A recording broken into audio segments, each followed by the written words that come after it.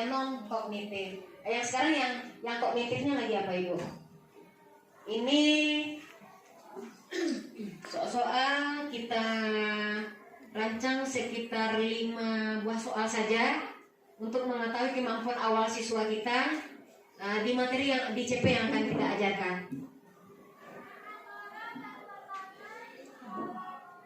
Nah, Bapak Ibu, kemudian kita lanjutkan ke bawah. Nah, ini asesmen formatif kita mengenai sikap. Ini lembaran observasi yang kita ambil, namun sikap yang kita nilai itu sesuai dengan profil pelajar Pancasila yang di atas yang 4 tadi ya Pak Ibu.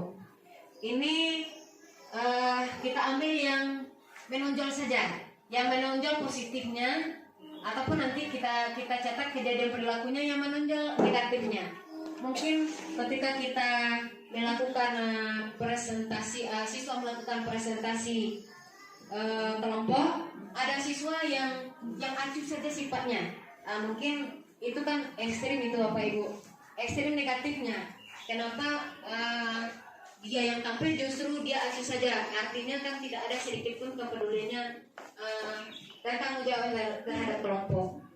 Nah ini Bapak Ibu, kemudian kita, atau mungkin ada siswa yang menunjuk positifnya malah bahasa yang disampaikannya lugas, kemudian mudah dipahami, pemahaman konsepnya bagus, luas. Satu, ini mungkin ini pula satu yang mungkin kita catat di dalam lembar observasi ini. Berikut juga tentang pemahaman, ada penugasan kita, juga ada tes tertulis. Sini Bapak Ibu, hari udah jam 11:30. Ini soalnya ada sekitar 20 buah soal.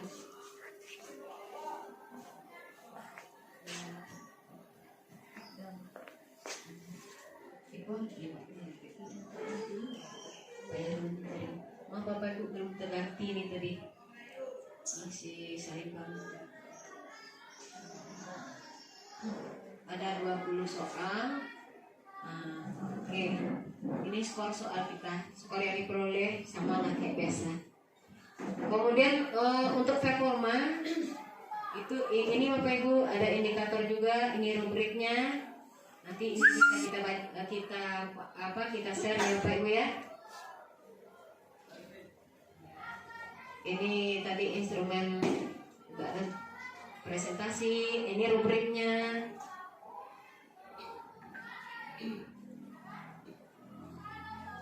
Berikut ini tindak lanjut dari asesmen. Untuk peserta didik kita sama dengan kondisinya, tentu ada yang melebihi dari rata-rata, ada yang di bawah. Tentu dua saja tindakan kita. Untuk yang masih di bawah rata-rata, enggak KKM namanya sekarang lagi belum, apa namanya? SKKP ya. KKTD ya. Kompetensi ketercapaian tujuan pembelajaran KKTP. Nah, yang di bawah KKTP tentu itu berbeda setiap sekolah tuh Bapak Ibu. Kita sesuaikan dengan KKTP sekolah kita masing-masing.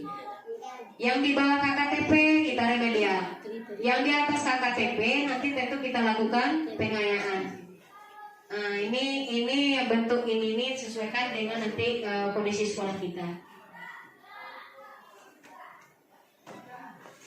Siswa yang di atas KKTP tentu kita lakukan pengayaan.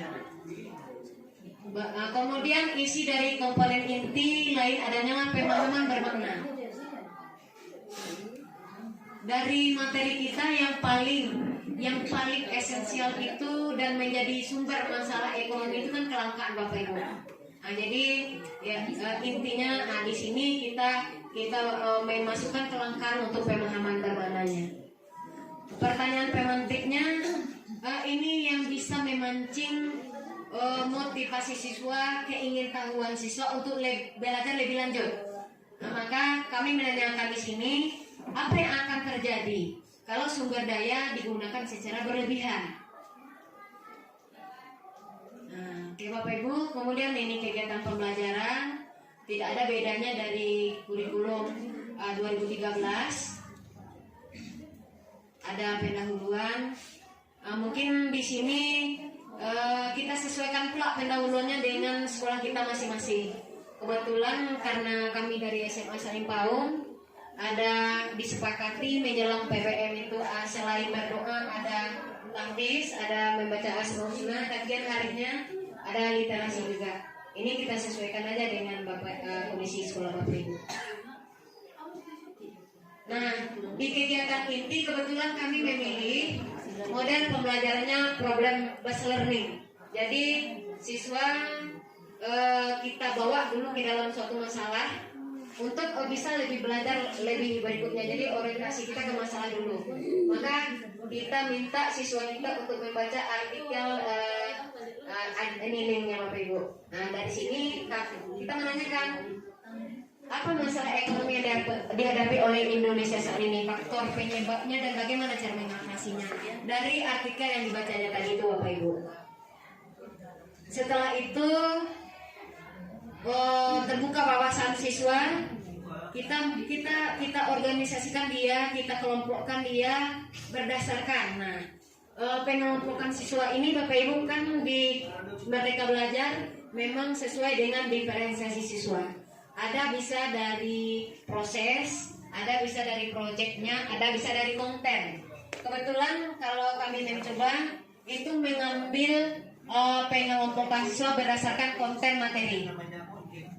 Kalau dari kemampuan dari cerita kawan, pengelompokan dari kemampuan ini siswanya yang berdasarkan diagnostik awal tadi ya Pak Ibu ya. Ini siswanya yang pintar, ini yang menengah, ini yang sedang. Siswa yang sedang atau dan yang di bawah nilainya agak merasa minder sedikit Bapak Ibu. Jadi ada psikologis yang berat bagi mereka yang dikelompokkan di bawah. Sehingganya kami mencoba untuk pengelompokan siswa tetap terdiferensiasi tapi berdasarkan konten materi. Materi kita kan ada lingkup materi kita kan ada kebutuhan, kelangkaan, skala prioritas kebutuhan, kemudian ada biaya peluang, ada konsep ekonomi. Jadi peserta didik kami bagi dalam 5 kelompok dan masing-masing kelompok memegang satu lingkup materi. Begitu Bapak Ibu. Selanjutnya kita bimbing peserta didik menemukan konsep dari masing-masing yang kita bagikan setiap kelompok. Nanti dari sini kita mempertanyakan kepada siswa lagi, apakah semuanya mencerminkan kebutuhan? Kalau iya, kemudian apa alatnya, kemudian jenisnya, kebutuhannya termasuk kemana? Masih model pembelajarannya problem based learning juga. Sama di pertemuan 3 juga lanjutan materi kita. Nah, berikutnya ini lampiran Bapak Ibu. Ini semua tadi komponen inti, ini lampiran lagi. Ada LKPD untuk pertemuan 1, ini ada LKPD 1.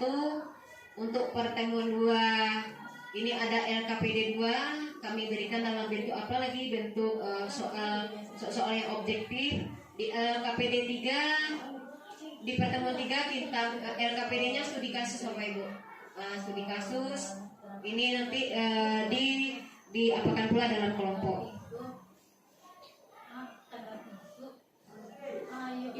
Nah, berikut RAB. RAB kegiatan pembelajaran ini kami menihilkan aja dulu Bapak Ibu. Walaupun di CP ini kita akan melakukan penelitian sederhana, tapi kita bermaksud melakukannya mandiri ya Bapak Ibu. Karena belum ada gambaran untuk contoh ya. Kemarin kami juga sudah pergi studi tiru ke Sekolah Penggerak SMA Alim Tahu 2. Bagaimana cara membuat RAB untuk mata pelajaran kita. Karena belum kami inginkan aja. Mudah-mudahan nanti kita bisa dapat apa yang benarnya gitu. Nah, ini bahan bacaan sesuai dengan lingkup materi kita tadi. Cepat aja nih ke bawah. Ya, ini masih materi juga. Masih materi.